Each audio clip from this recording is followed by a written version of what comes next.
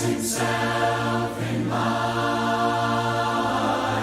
and darkness tries to hide. It trembles at his voice, it trembles at his voice. How great is our God! Sing with me, how great is our God! And all will see how great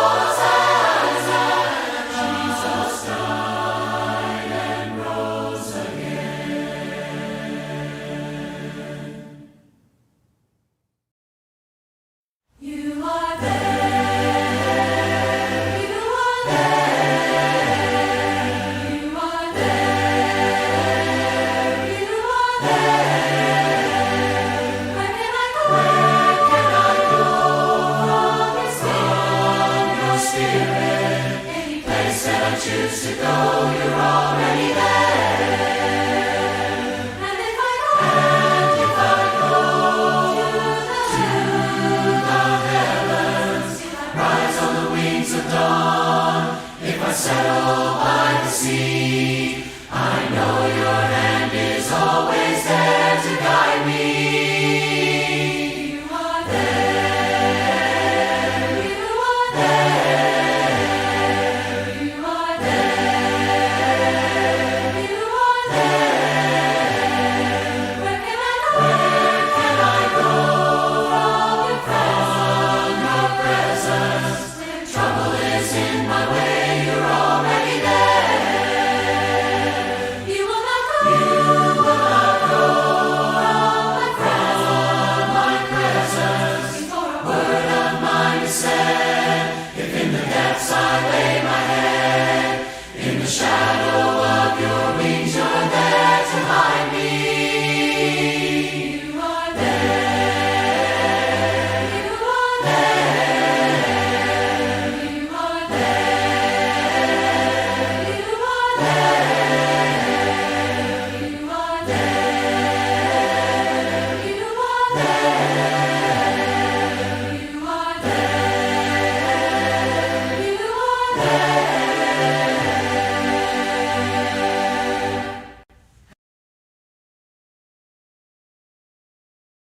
This little light of mine, you know that I'm gonna let it shine. Oh, this little light of mine, I'm gonna let it shine. This little light of mine, you know that I'm gonna let it shine all the time. Let it shine, oh yeah. Hide it under a bushel, no, I'm gonna let it shine. Hide it under a bushel, no. I'm gonna let it shine. Hide it under a bushel, no, I'm gonna let it shine. Let it shine all the time. Let it shine, oh yeah. This little light of mine, you know that I'm gonna let it shine. Oh, this little light of mine, I'm gonna let it shine. This little light of mine, you know that I'm gonna let it shine. Let it shine all the time. Let it shine, oh yeah. All around the neighborhood, I'm gonna let it shine. All around the neighborhood, I'm gonna let it shine. All around the neighborhood, I'm gonna let it shine. Let it shine all the time. Let it shine, oh yeah. This little light of mine, This little light of mine, I'm gonna let it shine. I'm gonna let it shine. Gonna let it shine. This little light of mine, I'm gonna let it shine. This little light of mine, This little light of mine, gonna let it shine. let it shine. Let it shine all the time. Let it shine, oh yeah. Gonna let it Shine all the time. Let it shine, oh yeah. Satan goes around like a roaring lion, seeking whom he may devour, but he has been defeated, so I'm testifying by the blood of Jesus. He lost his power. I belong to Jesus. I belong to him. Christ was lifted up with my sin upon him. His life and blood came flowing down. So hear me, I'm declaring Jesus Christ is Lord. I'm taking back his holy ground. I belong to Jesus. I belong to him. I belong to Jesus, free from sin. I belong to Jesus. I belong to him. I belong to Jesus, free from sin. I belong to Jesus. I belong to him. I'll send him to the cross and the Lamb's blood flowing. Then victory was sealed that day, When Satan saw the blood, he knew that Christ had won it, and he knew that Sunday was on its way. I belong to Jesus, I belong to him. The ground began to shake and all of heaven's power came bursting bursting from the tomb within, the tomb within. The stone was rolled away and hell was overpowered by the King who rose again. I belong to Jesus, I belong to Him. I belong to Jesus, free from sin. I belong to Jesus, I belong to Him. I belong to Jesus, free from sin. I belong to Jesus, I belong to Him. He was lifted up. He was lifted up. He paid a costly price. He paid a costly price. He bought me with the He blood bought me with the blood of His own life.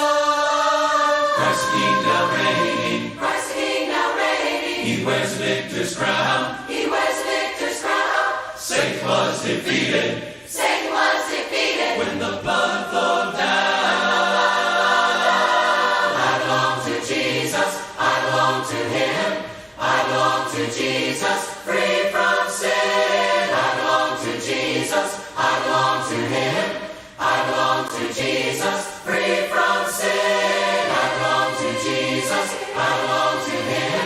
He was lifted up. He was lifted up. He paid a costly price. He paid a costly price. He bought me with the He blood bought me with the blood of His own life. Christ the King now reigning. Christ the King now reigning. He wears the victor's crown. He wears the victor's crown. Satan was defeated Satan was defeated. when the blood flowed down. I belong to Jesus, I belong to Him. I belong to Jesus, free from sin. I belong to Jesus, I belong to Him. I belong to Jesus, free from sin. I belong to Jesus, I belong to Him. People, we are free from sin.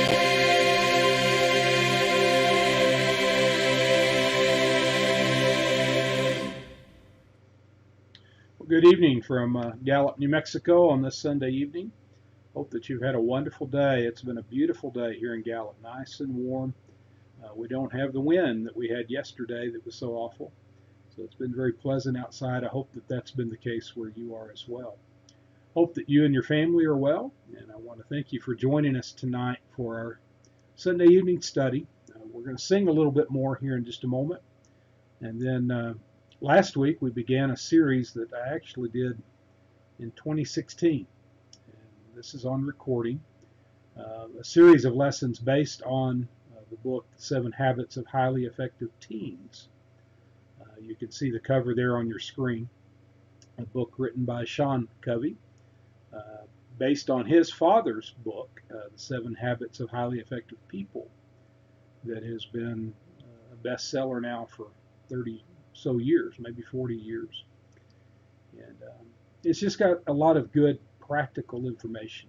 And so I wanted to bring these lessons again and present them to you, especially during this time of graduations, because our kids are growing up and moving out, and the information in these books is just very, very good and practical. I'm not following very closely the book. I'm trying to take some of the spiritual principles, or spiritual principles that line up with some of these things that are said in the book. And so that's kind of where we're headed. But I do want to play a few more songs, and then I will play that recording, be about 25 minutes for the actual lesson part. But let me begin with a prayer, and then we'll sing. Father God, I do thank you for this evening that we have, and the beauty of it, and we look forward to the promise that this week will bring to us, and the many good activities that we'll be a part of. For some, summer is beginning with school being out. Some are finishing up school. We ask that you would be with all of our students in what they're doing. We ask that you be with our seniors that are graduating high school and those that also are graduating college. We ask that you would bless them and the decisions that they're making about their futures.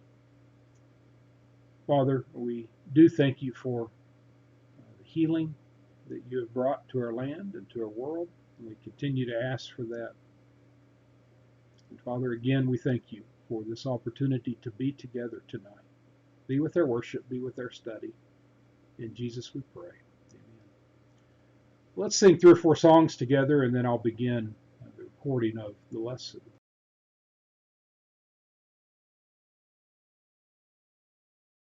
We place you on the highest place, for you are the great high priest. We place you high above all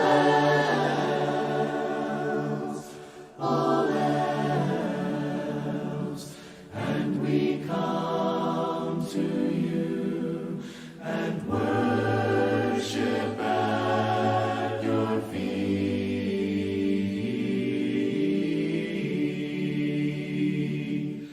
We place you on the highest place, for you are the great high priest. We place you high above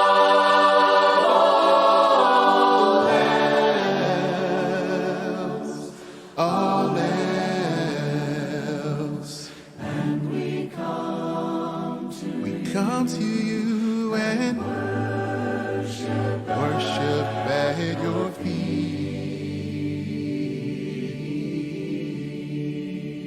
We come to you, we worship at your feet.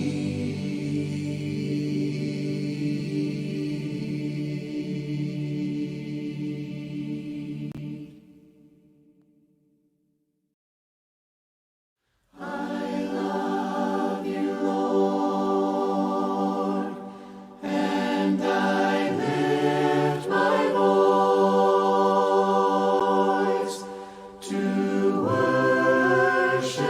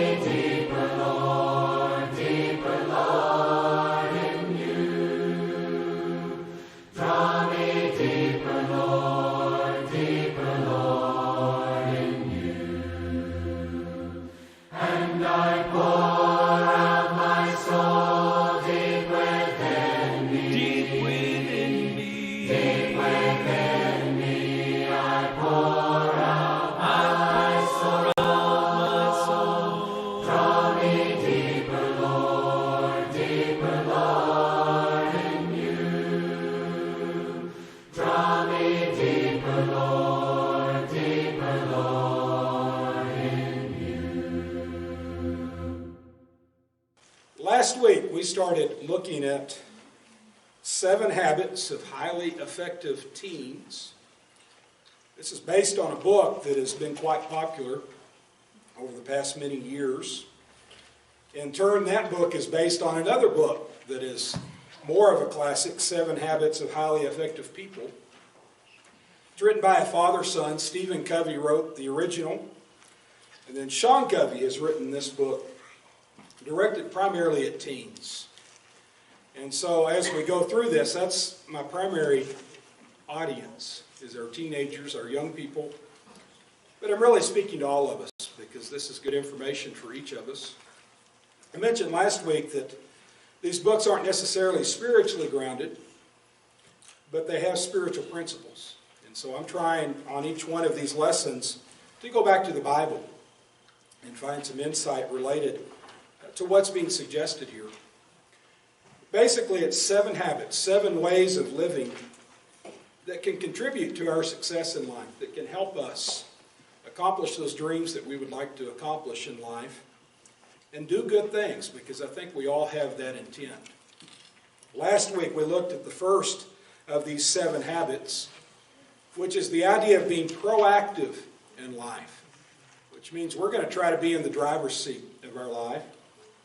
You know, so much of our life we're reactive. We're sitting in the back seat and we're reacting to what other people do or the circumstances around us. And so we're captive to those other people or those circumstances. We're not taking ownership of our life. And so the first of these 7 habits is that we take responsibility. That we take that driver's seat, that we take charge of our life as much as we can. And instead of reacting, we're proactive. So that's the first of these habits. The second one builds on it, and it's the idea that if you're in the driver's seat, it means you've got to determine where you're going. The driver sets the path, sets the course. Hence the idea of the road map just a moment ago. You know, if you've ever planned a road trip, now maybe you're one of these spontaneous types that just gets in the car and goes. You know, those can be fun adventures. But for the most part, you're probably going someplace that you intend to go. Now, you may not know fully exactly where you're going to go as you start out, but you've got a pretty good idea in your mind what the goal is. And so that helps you begin to make those first steps. You take a certain highway over another. You make a certain turn over another. And all of those choices along the way will eventually lead you to where you're going. Well, I think we need to take that attitude about our life. A good habit to develop is one where we are getting a good picture of where we want to be in life. Now, when you're young, you're probably thinking, well, I've got another 80 years to live. Why do I need to figure this out now? Well, those of us that have lived life a little bit longer than you can tell you that the earlier you get this idea in mind, what you want to do with yourself, how you want to live your life, it's going to be a lot easier. If you wait and make those decisions, it gets a little bit harder. It gets more complicated. And so tonight I want to challenge you with the idea of figuring out where you want to go. Then the next step is figuring out the steps of how to get there. I think a good practice to do is to come up with a mission statement. That may be somewhat surprising to you. To come up with a mission statement about life. What is your mission? What do you want your life to accomplish? I don't know that you've given much thought to that. I know when I was 14, 15, 16, really didn't have a mission in life. I had a pretty good understanding of what I wanted to do. I can remember when I was 12, I wanted to be an architect. Loved to draw, loved to plan. And so that was my thought. Well, I can still remember when I was 13, I was going to a youth devotional at somebody's house after church one night, and my youth minister walked alongside me. Just out of the blue, he says, "Jeff, you need to be a youth minister." Hadn't really thought of that at all. And from that day on, I began thinking about that instead of architecture or whatever else it may be. And so sometimes we come up with those mission statements and maybe we're redirected. I'm convinced God does that through people and through experiences, because He understands us more than we understand ourselves. But at the age of 13, that's what I began to think about. And I started to plan my life according to that. This little handout that I gave you is an inventory. An inventory basically means an exercise that'll help you start thinking about maybe what a mission in your life could be. There's 10 questions on this pamphlet. And we're not going to work on it here. This is something for you to take and to have some personal thought time, to ask each one of these questions of yourself and then to answer it. For instance, the first one asks you to think of a person in your life that has made a difference. Somebody that's influenced you. Somebody that you look up to and value. And then identify the qualities that that person has that you want to develop in your life. And then it goes on from there. It asks you to think about 20 years from now, where you want to be, the people you want surrounding you, and what you'll be doing together.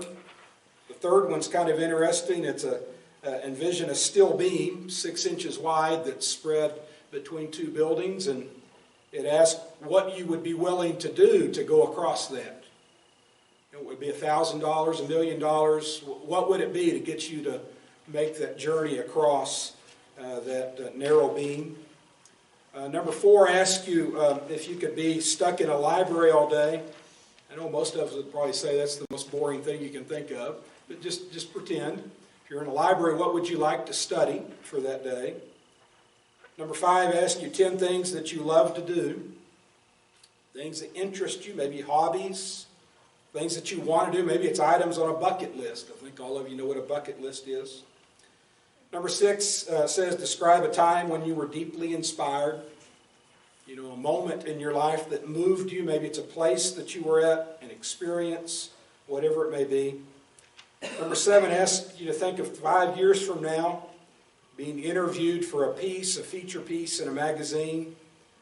And then ask to interview 3 people that can describe you. What 3 people would you pick that you would want to be a witness to you?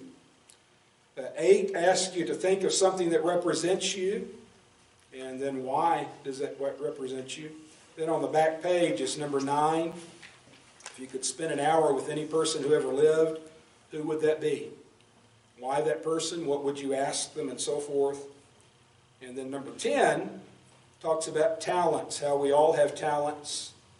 And there's a list there of talents that you may have. Circle 1 or more of those. Or if you don't see anything on there, maybe write in something that you believe is a talent of yours.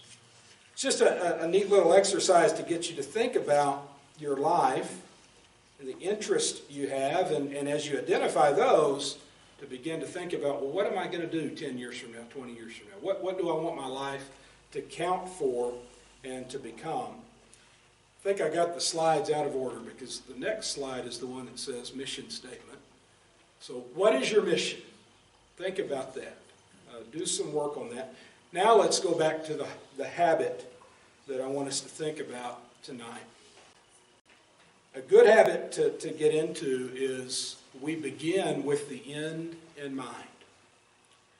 It's like picking up that map and opening it up and saying, I want to go to Yuma, or Los Angeles, or New York, or wherever it may be. You've got the end in mind. Think of it in terms of your life. Where do you want your life to end up? I'm not necessarily talking about eternally, because I would hope all of us eternally we want to be with God. Now, that may influence what you're thinking of as your mission in this life, but I'm thinking about here in this life, on this earth. Where do you want your life to end up? 50 years from now, when you look back on your life, where do you want to be? Some of us in this room, 50 years down the road, that's probably more years than we've got left. But some of our young people, that's not that much of your life. Maybe think 80 years, whatever it may be. What do you want your life to become? That's a good habit to get into. Let me read some of the things that are on the screen that are related to this habit. First of all, I plan ahead and set goals for myself. Do you do that? You set goals for yourself? I'm not too good at that. I usually do things at the last moment. I tend to plan some things, but it's usually in a rush. Good habit to be in is to have this clear idea in mind beforehand and be able to set these goals in a timely way. Number 2, I'm prepared at all times. Prepared for what comes up in life. Now that doesn't mean there's not surprises. There's always surprises. But the more disciplined we are in life, the more direct we are in life, the surprises are fewer and far between. And they have less power over us. The third idea, I think about how the choices I make now will affect my future. Especially want our young people to think about that. Decisions that you make today, even though you're 12, 15, 16, 18, whatever it may be, they will influence your life to some degree. For instance, you're in school. Maybe you're thinking, well, this doesn't really matter now, and so you're not applying yourself in your schoolwork. You're just not that concerned about your grades. 5 years from now, you might find out that those grades do matter. And as you look toward college or look toward a career, you might find out that that learning matters now. It's going to influence your life. Decisions related to who you're friends with, the type of people that you want to hang out with, that affects you greatly today. The hobbies that you have, the interests that you have today are things that are going to affect you for the good or for the bad as the years go on. Basically, what this habit is taking a long view of life, realizing that life isn't just about the moment. You know, so much of our world conditions us to think that way, doesn't it? That everything's about the moment, what joy, what pleasure, what excitement we can get out of today. Well, it's important to have fun in the moment, but it's also more important to look forward to our future. Realize the choices we're making today affect us. And then the next point is very similar to it. I think about the positive or negative consequences of my actions before I act. Before you do something, ask yourself the question, how is this going to impact my life? Not just today, but how is it going to affect me for the rest of my life? And again, when you're young, you're not thinking in those terms, but the more you can begin to think that way, the better it's going to be for your life. Look there on the yellow sheet if you have one. If not, just listen. There's some roadblocks that we encounter in our life, particularly when we start thinking about a life mission, the goals that we have in life. There's 3 in particular I want you to think about. First of all, it's negative labels or prejudices. You're going to encounter people in life, maybe you already have, who've already made up their mind about you. And maybe it's something positive. Maybe what they've determined about you is, oh, he's a happy person. Or he's a hard worker. He's got potential. Hopefully those are labels that have been given to you. But sadly, a lot of times people have negative labels about us. Now, they may have been determined because of what we've done and the way that we've behaved, and that's unfortunate. But sometimes we get captive to those labels, even if they're justified. You know, maybe your label right now is, so he's just lazy, or she doesn't care about anybody. Those are the type of labels that I'm talking about. Or other labels may be related to where we come from. Well, that person has no hope. They're going to be just like everybody else in their family. Have you heard labels like that before? Those can be very destructive. They harm our self-image. And the great roadblock is when we begin to believe them. Now, maybe if our label is, well, you're lazy, maybe that is meant to wake us up. And sometimes we need to look at that and take responsibility for that and say, well, is that the impression I've given people? If so, I need to work to change that. I don't have to be a captive to that. So often we do become captive to those labels, and we allow them to define us, to determine what our life is going to be like. So many people get stuck in a rut in life and never get out because they don't believe they can. That leads to the next roadblock, and it's the it's all over mentality or syndrome. This is the attitude, well, I've done all of these bad things. What good can I make of my life? Have you ever heard somebody with that type of mentality?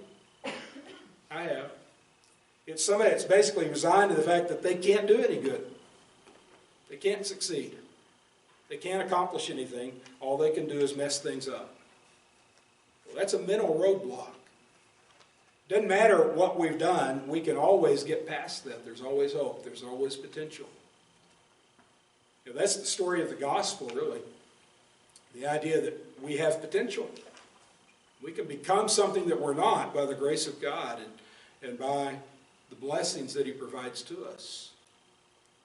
We need to think positive in our life to overcome these type of things. A third roadblock is climbing the wrong ladder. I think a lot of people do this. Maybe think of a narrow alleyway where you got two buildings. And the objective is to get to the top of this building over here to the right, and maybe there's a fire, I don't know, whatever it may be, you've got this urgency to get up there. And so you do all you can climbing this ladder to get up to the top, and then you discover once you get up there, you've been climbing to the wrong wall. You expended all of this effort, and you've ended up in the wrong place. There's people that do this. For instance, maybe think of the CEO. A CEO is somebody that runs a big corporation. And he spent much of his life trying to climb the corporate ladder to get as much success and wealth as he can.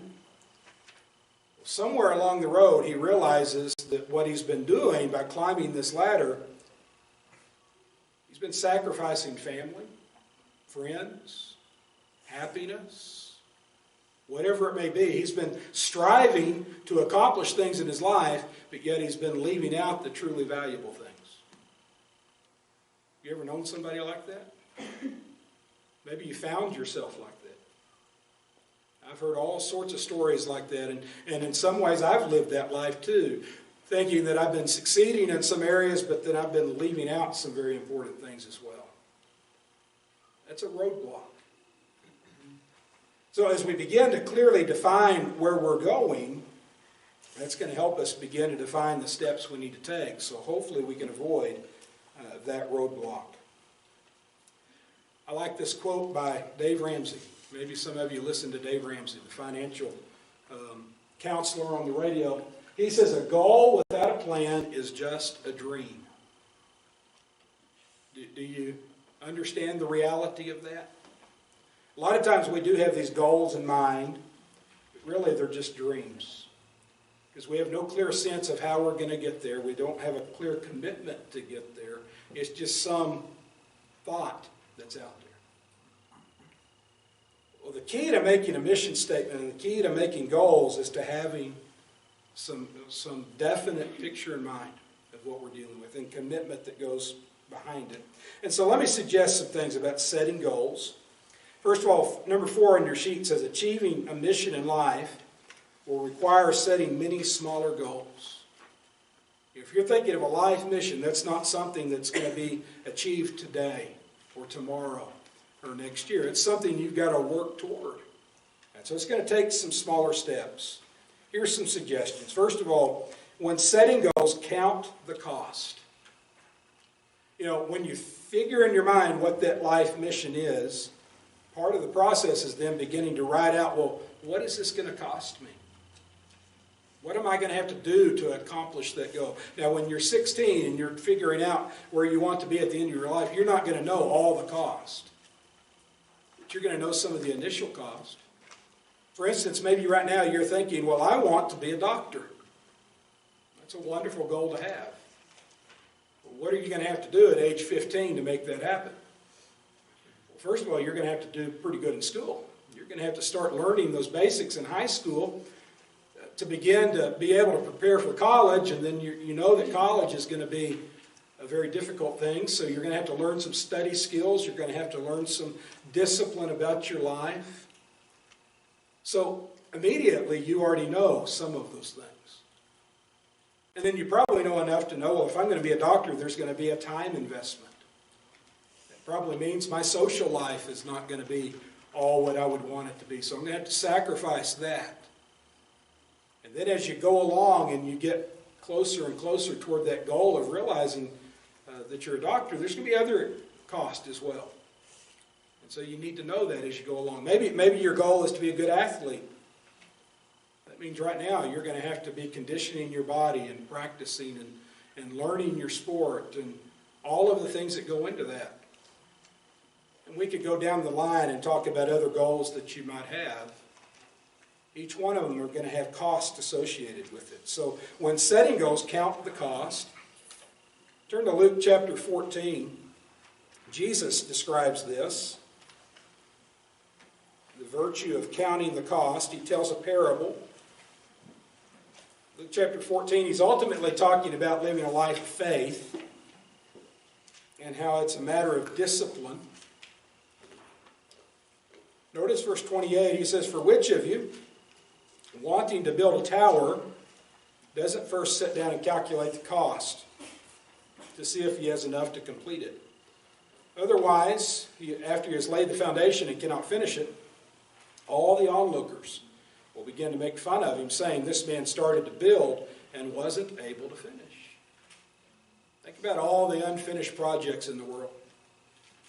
And that doesn't mean you've got to finish everything you do. In fact, successful people will tell you that they achieve their successes after many failures and restarts. And that's part of the commitment process. You realize going in that maybe that's part of the sacrifice, that you're going to not finish certain things, that you are going to fail, but you're going to keep going at it. Athletes will tell you that definitely. There's always setbacks, but they're always striving toward their goal. He'll go on, verse 31, I'm not going to read, but talking about a king going to war and how the wise king knows before he goes in if he's got enough men to win the battle. It'd be kind of foolish to go in with just a few men and be routed and not count the strength of the enemy. So that's the first idea. When setting goals, count the cost. The second one is write out your goals. Write them out. This is something we've gotten away from in our society, is writing. Writing letters, writing down memos, whatever it may be. Writing is an important exercise. Because what you're doing by writing, you're actually thinking in your mind what you want to write on that page, but you're expressing yourself. You're writing that out and saying, this is what I want to accomplish. This is how I'm going to get there. Now, when you write that out initially, you're not going to know everything. And probably a month later, 6 months later, a year later, you've probably scratched some things out and added some new things. Or maybe you've edited a phrase or a statement to more fit with the reality of your today. But you've got that thing written out. It also helps you to visualize, to see it. Because a lot of times when we just speak to ourselves mentally and say, well, this is what I want to accomplish, we forget it 6 months later. You know, this time every year I usually make goals. And the reason I make goals is because it coincides with my yearly checkup with my doctor. Tomorrow I've got to go to the clinic and get some medicine updated for the next year. And every time I go to that appointment, I tell myself, well, I need to start living healthier. You start eating better, you need to start exercising. And I make those mental notes. Well, what happens in mid-December? I've forgotten those mental notes. Holidays come around, busyness, all of that. And by January, I've totally forgotten about it. And I've not committed myself to it. And I don't remember it again until mid-November of the next year because I've got to show up at the doctor's office to get the prescriptions extended or whatever it may be. Write things down. It's a way of commitment. I like this quote, "A goal not written is only a wish." Very similar to what Dave Ramsey says here. The third idea is when a goal is set, what's the Nike phrase?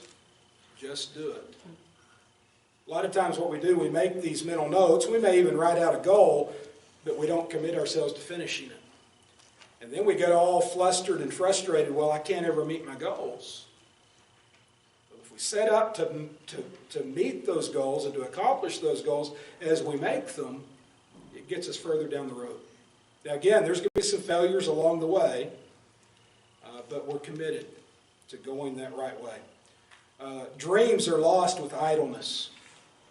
Dreams are lost with delay or procrastination. Those are bad habits. We need to get out of those. Here's another idea. Momentous moments bring momentum. Momentous moments bring momentum. What I mean by a momentous moment is our life has a number of starts and finishes. You start school, you finish school.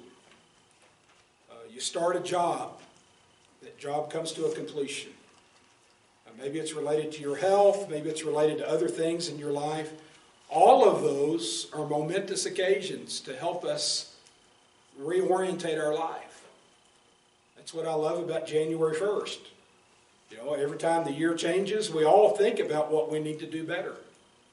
And maybe we don't get to the point of actually making resolutions, but we all usually think about those things. Well, that's a start. It's a finish and it's a start. It's one of those momentous occasions in life. I think it's important for parents to recognize milestones in their kids' lives. When the child gets 5, recognize that. When they become a teenager, recognize that. When they finish high school, recognize that. And it's not just about the celebration. It's creating this mentality. Well, this has been a phase of life. Now I'm entering a new phase of life, so there's new goals. There's new things to achieve. There's new ways of thinking and so forth. And so momentous moments bring momentum. Another type of momentous moment is the tough trials that we face. Those difficulties in life, they can either break us or they can challenge us to correct things, to do things better.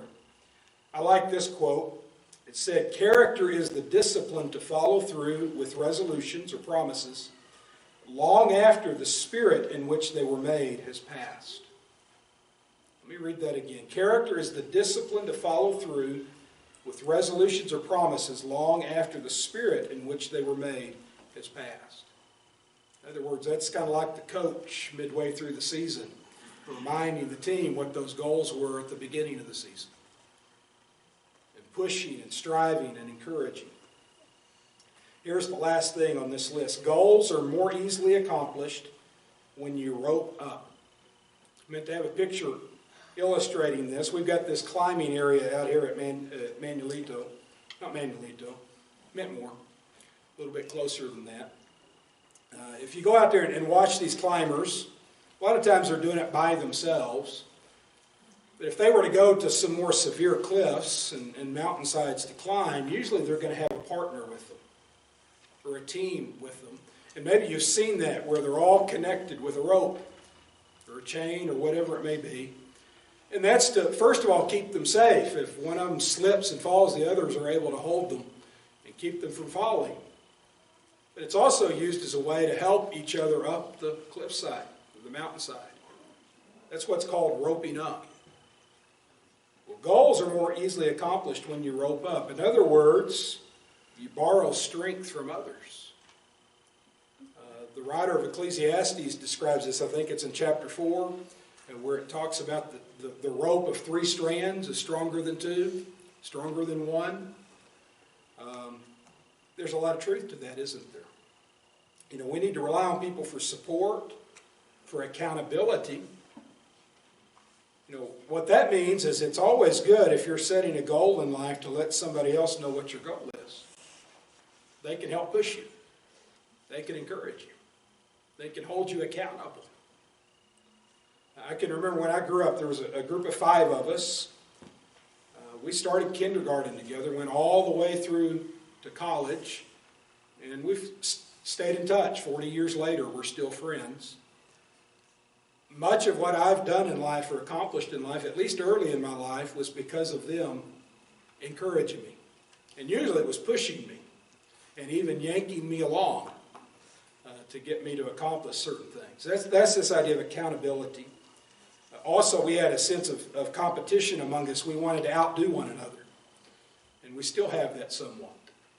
Well, that's a good thing to do if you keep it positive. You can help each other accomplish great things.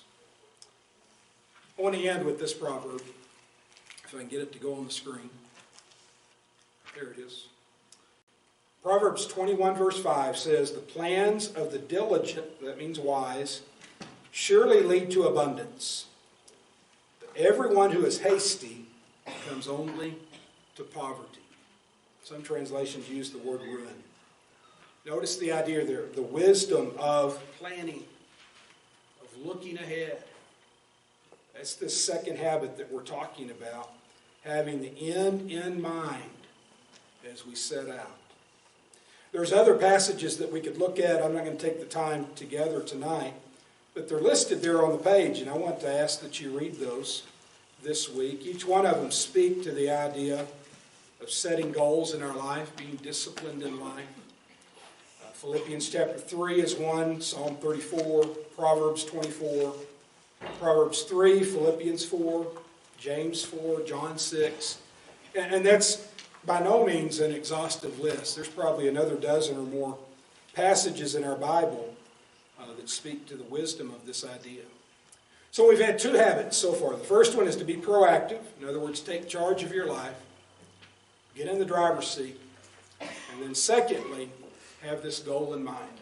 Begin formulating what your goals are going to be, what your mission in life is going to be.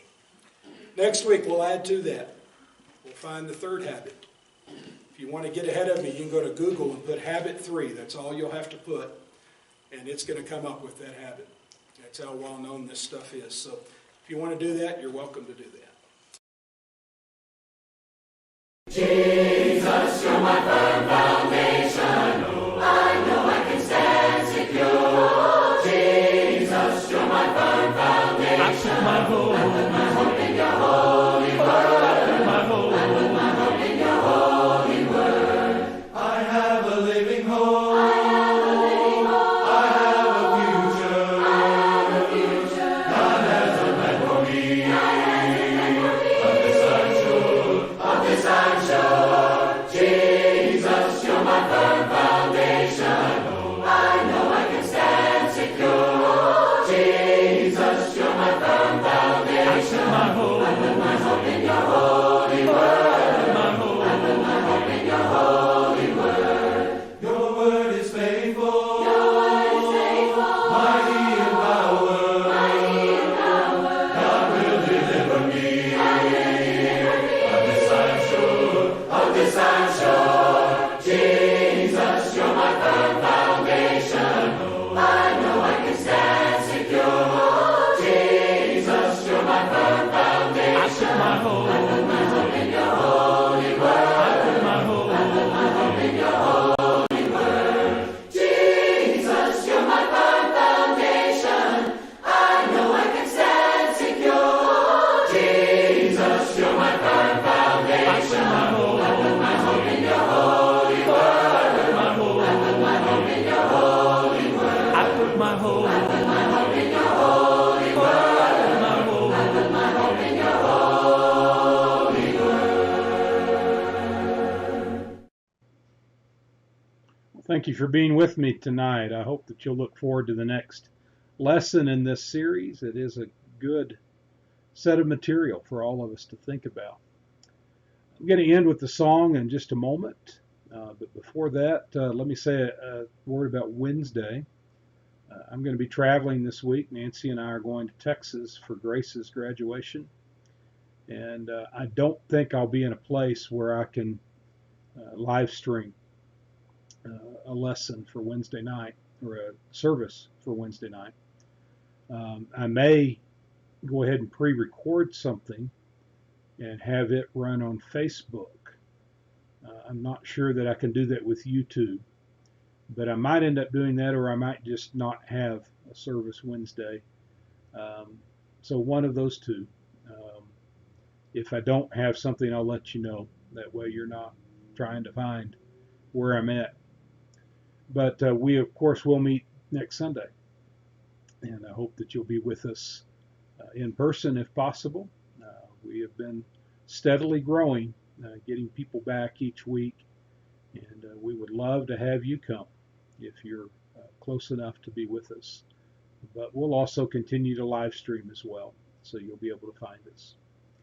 But let me wish you the best this week. We're getting quickly toward the end of May. In fact, May 1st is next Tuesday, or June 1st rather, is next Tuesday. So it's really hard to believe that we're already to summer. Those of you here in town, remember our Vacation Bible School. That will run from June 6th, which is Sunday, through Wednesday of that week. It will be at 6 p.m. every night from 6 to 7. It's just going to be a 1-hour program. And we're welcoming any children age 4, I think, through 6th grade to come in particular, but everyone is welcome. I think there'll also be an auditorium class and something for our teens as well, I believe. But come if you can. If you're here locally and would like to help out, we particularly need cookies and brownies for each night. I'm going to be providing a meal at 5 each night for our Oklahoma group. And our Gallup people are welcome to come to it as well. And if you want to help with that meal, let me know, and I'll let you know what we need. Probably a lot of hamburgers, because we have a lot of hamburger meat still at the building that I need to use, and I've missed grilling, so that may be what we eat every night. I don't know just yet. We may put some variety in there as well. Let me play Can You Count the Stars of Evening? Wonderful old hymn, a prayer hymn. In fact, I want to use it as our closing prayer. And then after that song, I will end the live stream. Again, have a wonderful week.